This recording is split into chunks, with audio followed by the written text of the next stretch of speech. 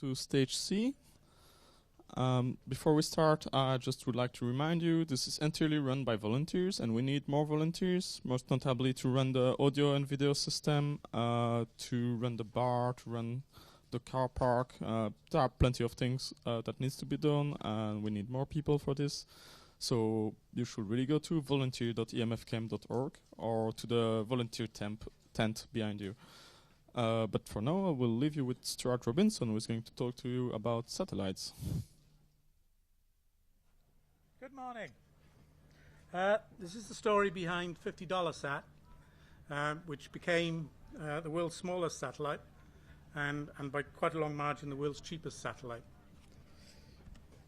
November 21st, 2013, Dombrovsky in Russia. That's a Dnieper ballistic missile. Apparently, after the Cold War, the Russians found they had plenty of these spare, and they've been repurposing them for launching small satellites. They're proving alarmingly reliable. Right. That was launched at 7:10 in the morning. After 2 orbits, and about 2 hours later, in my garden shed, that was the first message picked up. That's the telemetry from the satellite, and that is basically telling me that it's all okay. The battery is okay. That's the figure at the end, 3723. And it was all running well. And at that point, I'd have to say that the entire team were quite amazed. This was really a very basic satellite. The original title, one of the titles I was going to give for this talk was Building Complex Satellites is Easy, but Building Simple Ones is Not. And there's an element of truth in that, because if you have to build a satellite, there is a tendency to go overboard and introduce too much complex tech. There are surprisingly quite a lot of off-the-shelf components for small satellites you can buy. Solar panels, power units, radio units, and all this. But this satellite was very much smaller than anything that had been launched before. So there was nothing available, and we had to start from scratch. And rather controversially at the time, certainly in the amateur radio world, we decided to go really basic. What was the minimum we could get away with, and prove that such a small satellite would actually work. Now, I have a working model of it here. And that is how big it is.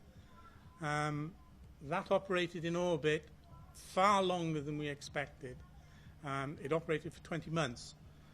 We only expected it to work about 1 month, the main issue being the battery. Right. And as an example, one of the reasons for giving this talk was I wanted to explain that even something like a satellite, you don't need a lot of complex stuff, equipment to build, design, and make it work. It was done in a garden shed, that's quite true, and the only complex bit of equipment I used was an oscilloscope. All the rest was using the natural environment around us. Okay, this was the first of a new type of satellite called pocket cubes, pioneered by Professor Twiggs in America, Bob Twiggs. He'd also come up with the CubeSat standard some years ago. Those are 10 centimeter cubes. But he decided to do something smaller, and he called them pocket cubes. And these were based on a 50 mil cube size, so that's 2 inches. So he started a project to do this, and the idea was that they would be very simple to build, would use off-the-shelf components where possible. Perhaps the only exception would be the solar panels. And the construction had to be within the remit of your average school or college. And for that reason, they decided to use a pickaxe microcontroller. Some of you might be familiar with. They're very popular in schools in this country for teaching technology, and they're also very popular in America. And part of the reason why I became involved in this project, effectively as a consultant, was I found myself as being the only person in the world who had actually connected a pickaxe to the radio module we were going to use. And the radio module was going to be an RFM22B. Now, I'll show you one later, but these things are about the size of a 10p piece. You can get them for about £2. But bear in mind that we're working with a 50mm cube size, so it's got to be really small. Now, the minimum distance we needed out of this for a radio was 600 kilometers. Now, when we started, we said, well, if we can just hear a Morse code beacon, that would be fine. Now, we had a very good idea that that would work, because there are satellites in orbit using such low powers, which you can hear. So we were fairly confident we would hear it. But we also needed, there was another requirement we put upon ourselves. We had to be able to communicate with it two-way. And the reason for this is, in theory, if you launch a satellite, you're supposed to be able to turn it off if you're asked. Now that requires two-way comms. Now that was the tricky bit, because the manufacturers of this device, Hope, they reckoned it was good for a kilometre. We wanted 600. Eventually we got about 2,200 out of it, for various means. This device is frequency agile, essential for us, because you would be allocated a frequency to run on. In the case of $50 sat, 437.505 megahertz. We could set it to any frequency we liked. There are very few other radios that will fit in a 50mm cube. There is one now. Somebody has built a radio for a pocket cube, and it costs about $1.5 grand. This costs about £2. Right, that's the development model. I had to put together a working example of this using the code, using the code I developed, and that was how it was proved. Solar panel, etc., etc., and that sat in my garden for quite some time. But what we needed to do was prove that the radio would work, that we would get two-way communications. Now, you can read the datasheet for as long as you like on this device, but it won't tell you anything really, because those are based, the figures they give are lab conditions. We wanted to know how it performed in practice in the real world. So I live in Cardiff, South Wales, lots of mountains and hills. So we started using the hills in the area to do radio tests. That is in the far distance in the middle of the picture is Caerphilly Common, just between Cardiff and Caerphilly. And I'm on Machen Mountain. And one day I left my brother on the far mountain with a pole and a radio transmitter on the top, and I measured the signals coming back from 8 kilometers. And surprise, surprise, it worked. We got about 8 kilometers, and we were only using about 10 milliwatts. But still, we needed 600-700. That's the route there on the map, Caerphilly Common, on the green at the top of the picture. Very fortunate in Cardiff in that there is a hill to the north of Cardiff, and across the channel there is another hill in the Mendips, and this forms a nice 40-kilometre path where there is nothing in the way, so it's true line of sight. And we set about measuring what would happen. That was the route. It was a long drive for me, but we were able to pick up the signals from 40 kilometres away at 100 milliwatts. Now, still, we're nowhere near where we want to be, because, as I said, we needed 600 kilometres, but there is something else involved. For anyone who knows the locality, that little blue line there, that is where some guy called Marconi was doing some radio testing in 1897. Quite famous, I believe. Right, I fed the results of that test, hilltop to hilltop, back to Howie, colleague in America, and I don't expect you to read all that. I read it and it gave me brain hurt, but that's what he came up with. But the net result was that for the uplink, if we wanted to talk to the satellite, in bold at the bottom, we needed 36 watts of power into a 10 dB beam. Now a 10 dB beam is something like one of these. This is an arrow antenna, satellite antenna. So using that and a 36 watt amplifier, I built my own. This is this thing here, cost about 50 or 60 quid to build. We would be able to talk to our satellite, and that's all we wanted to know. really. As it happens, in the end, we found that comms was better than expected, and I once was able to send a message to $50 sat, and it responded using 25 watts, and it was 2,200 kilometers away.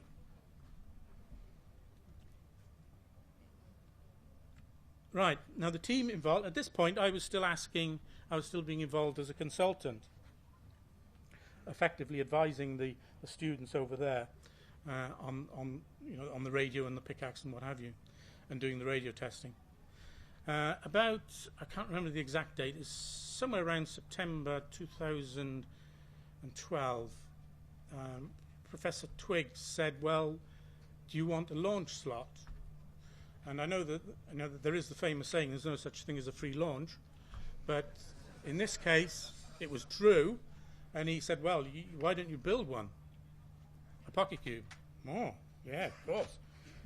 So the three of us involved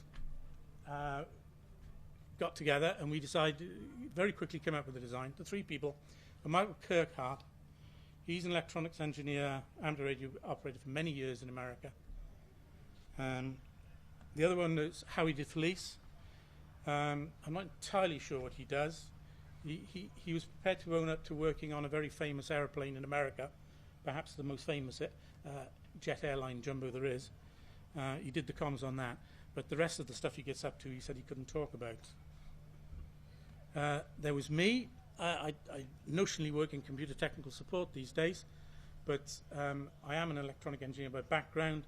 I was involved in the manufacture of things like bead micros and spectrums and Archimedes machines in the 80s. So I've kept up that interest. And of course there's Professor Robert Twiggs. He's the Professor of Space Science at Moorhead University in the States. Right, design a $50 sat. Having been given a free launch, we said, what are we going to do? I mentioned earlier, we could have gone nuts and put lots of fancy tech in. And that's sort of satisfying in a way. But we took exactly the opposite view. We wanted to do the absolute minimum possible to the satellite. The minimum amount of components, less to go wrong. And we had a philosophy, you simply cannot add simple. The more you add, the more complex it becomes. So we kept it really, really basic. We wanted to do the minimum possible to prove that the concept worked, because this was entirely new. These small satellites had never been tried before. So we took it upon ourselves, apart from what other people were doing, to try and prove that the idea would work. There were 4 other pocket cubes launched at the same time as us. T-Logo Cube, which survived until the following end of January. Cube Scout, and one called Wren. Those 2 never went operational. The success rate of amateur satellites is quite poor. But we really, really tried to make sure that we didn't do anything that would compromise the satellite working. We chose to use 40mm boards. That's quite small. The idea there was that there would be 2 boards inside $50 sat. One the processor and radio, another would control the solar panels. But we needed to have space inside to allow wires to be fitted and whatever. So we said from the start, 40mm boards. We were using a Pickaxe 40X2. It's still the only one that's ever been in space. There's likely to be another one fairly shortly, but I can't say much about that. The RFM22B is the radio chip. Again, this had never been in space before. We needed to add watchdog and latch-up protection. The reason here is that allegedly satellites, especially ones that have got virtually no screening, which this doesn't, are affected by particles in space, and it causes them to crash and corrupt things and all sorts of nasties. And there's another problem, is that if a particle goes through a MOS gate at exactly the wrong point, it causes it to turn on and latch up in a high current state. And the only way out of that, to rescue your satellite, is to power it down.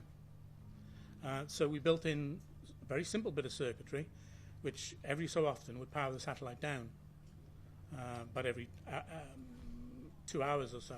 But we could also, if we detected an anomaly, like the current was higher than expected, more of that later, we could force a shutdown. And that would disconnect the power for about half a second. And that's enough to clear that problem.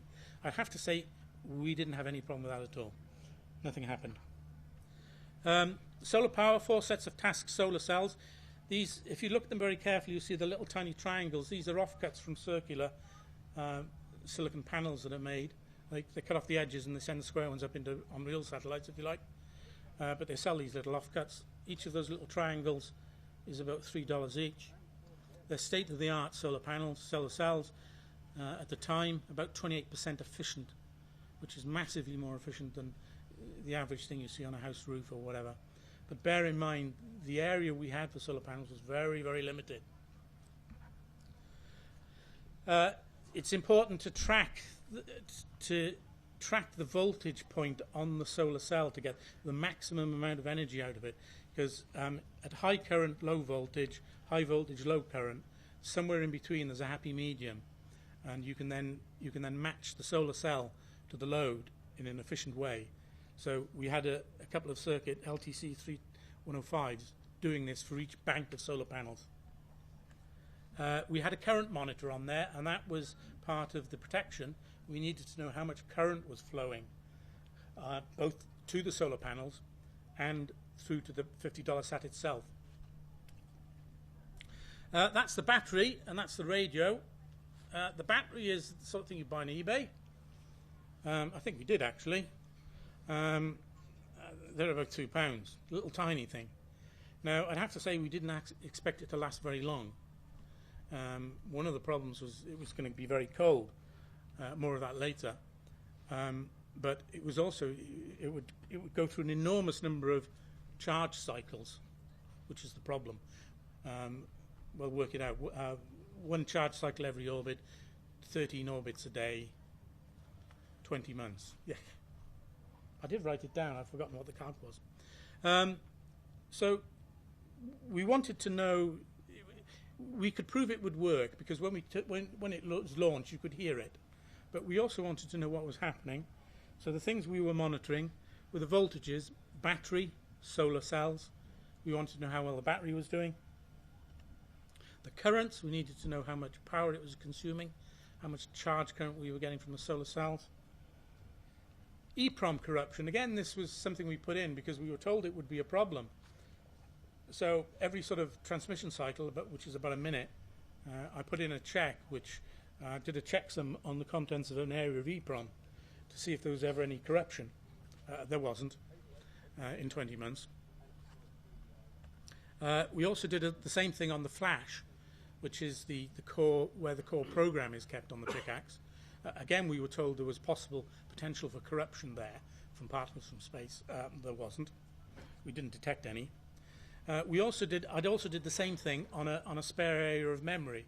Now, this we were warned was perhaps the biggest problem, that RAM could get corrupted because, again, very little shielding, and that you could get a bit flip on a area of RAM, and it would cause problems with your program. We thought we detected one in 20 months, but we were never sure. But it carried on working anyway. There's a technical problem with the RFM22. It goes into it's got a circuit called a smart reset, which is anything but, and it causes the whole thing to latch up. So you have to detect that and correct for it. What communications did we have from $50 sat? Well, Morse call signs. The thing would start and it would transmit call signs in order. Mine first, and then the other 3 people in the project, and then $50 sat's own call sign. The Morse was encoded in a way that you could tell how well the battery was charged, in case we couldn't get any of the other comms back. We had fast Morse data. Now, this is really old-fashioned stuff, but 120 words per minute Morse, fast Morse, it was decoded, and we were sending the solar cell voltage and the battery voltage in that. So anyone with an average ham receiver could have picked that up. Then there was the data telemetry from the RFM22 itself. Now, that we were very dubious about whether we would get back. As it happens, we did, just about. The limit was about 800 kilometers, and for that I used an antenna like this. I'm sure you recognize that as a quadrifilar helix. It's made from plumbing pipe and bits of barbecue stand wire, and it works extremely well on satellites. Plus, you have to use a fairly sophisticated low noise amplifier. There's one here, one I built myself. You can get it from a kit, and you build it in a box. But with that, we were able to get the telemetry back from about 800 kilometers. But the main thing that made $50 such a success was we used FSK RTTY. Now, FSK RTTY is an old-style comms method used by hams from years back. 100 baud, but that could be received with the right amateur radio receiver as soon as the radio $50 sat came over the horizon, the radio horizon. That's about 2,500 kilometers away, and that's what made the project such a success. Those are prototype PCBs. The radio's got the programming connector. The other radio with no connections is the solar charge board. This is the build of the box. Again, the build had to be really simple, something you could do in the average workshop. So it was basically just bits of machined aluminium, cut aluminium, drilled, whatever. The only critical part of the construction was the base. That had to be accurate. Nothing else did. That's the boards just before they were connected in place. That's the antenna end. Yes, we really did use tape measure. That's the inside. There's a very good reason for tape measure. I'll show you in a second. Those wires are PTFE. You can't use PVC wire in space. It falls apart. Those are solar panels. That's it, sort of, more or less. Yes, there is really tape measure. That's the inside. A lot of space, really. That's it in its launch tube being shaken to bits, because obviously rockets vibrate a lot. And that's it in a vacuum chamber, because vacuums do strange things to plastics. And that is not our satellite, but T-Logo Cube being launched into the mother satellite, which was called Unisat 5, and it's from there that the satellites were launched. Now, the reason for the tape measure was, if I mentioned there was on the vibration tester, it was in a launch tube, and the launch tube was quite simple. All that happened was a door opened at the right time, and a spring at the bottom of the launch tube, which was square, pushed the satellites out. And of course, as soon as our satellite was pushed out springs the antenna. So simple but effective. The satellite behind us had a more complex deployment mechanism, and we think it didn't work, which is why they never heard from it. Meanwhile, I had to organise the uplink, and it was basically all home-built kit. The aluminium box is an RFM22 receiver I made. You've seen the amplifier. That's a FunCube dongle. I used that to listen to it, and at the right point, I could press a button on the receiver, and it would send the telemetry message, the command, up to $50 sat to do whatever it was expected to do. And that worked quite well. What we got wrong? Well, we did get something wrong, I'm afraid. The battery.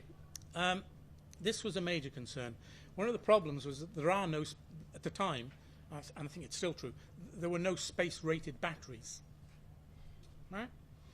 There isn't. There are larger ones for CubeSats, lithium polymer packs you can buy, but nothing in our size. So that literally was an off-the-shelf camera battery. So we didn't expect it to last very long. And part of the reason was that those types of lithium battery you can't charge below zero. Now the satellite, I'll mention it again later, was to spend a lot of time below zero. There were some software errors, cock-ups on my part mainly.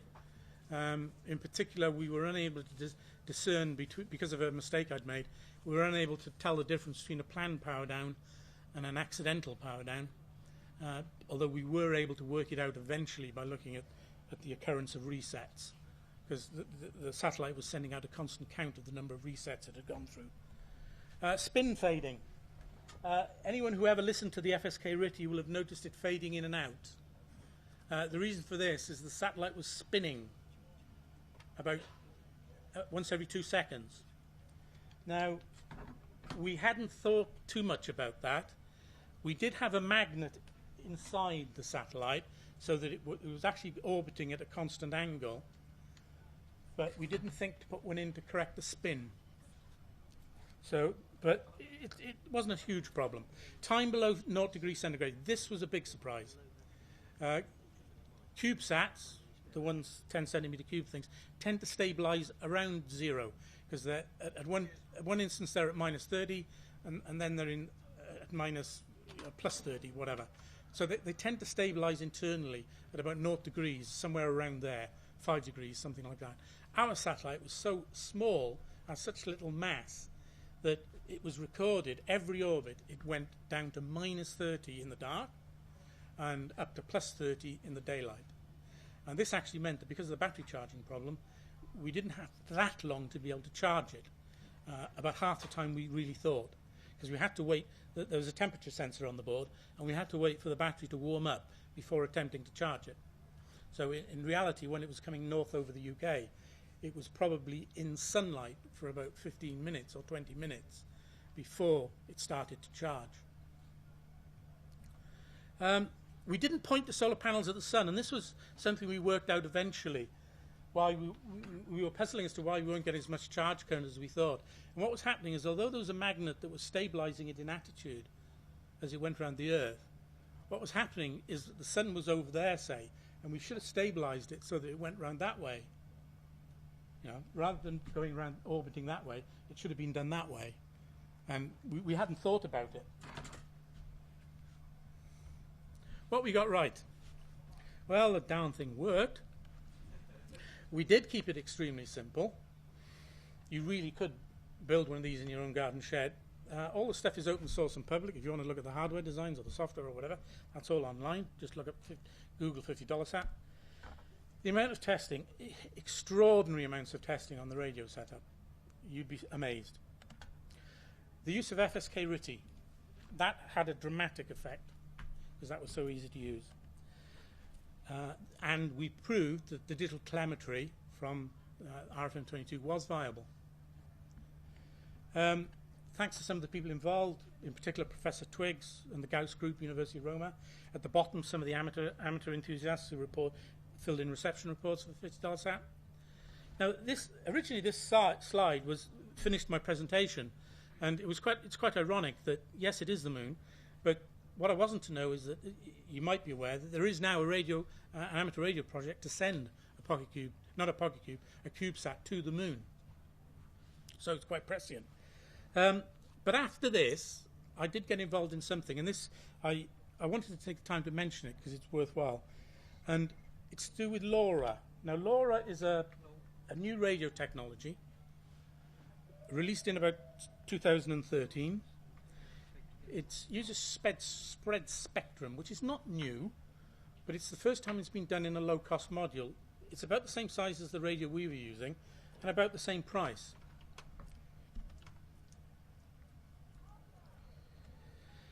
However, it operates at 20 dB below noise. That doesn't mean a lot to most people, I guess, but it means it's very long range. And I first found this out because I'd done so much testing on RFM22.